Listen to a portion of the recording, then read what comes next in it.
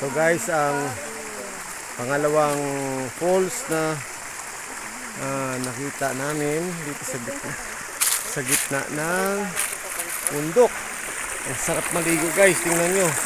Lagas-las ng tubig. Ang sarap, lapitan natin.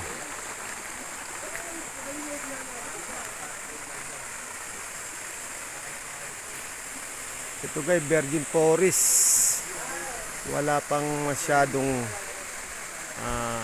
tao na pupunta dito.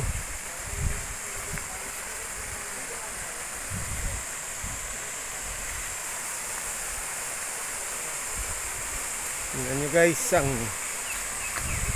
parang swimming pool. Ayan doon po manggagaling yung tubig. Wala pong kabahayan dito sa taas. Yan po sa gitna ng malalaking bato. Yan po.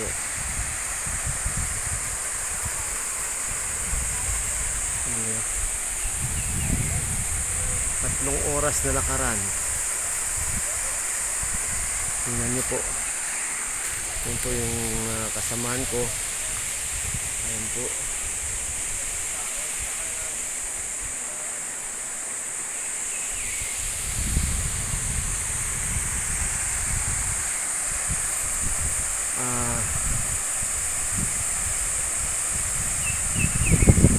Wala sa planong pupunta dito pero sulit ang pagod.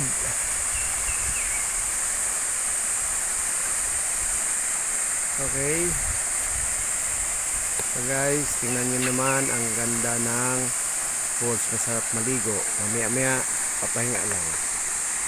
Okay.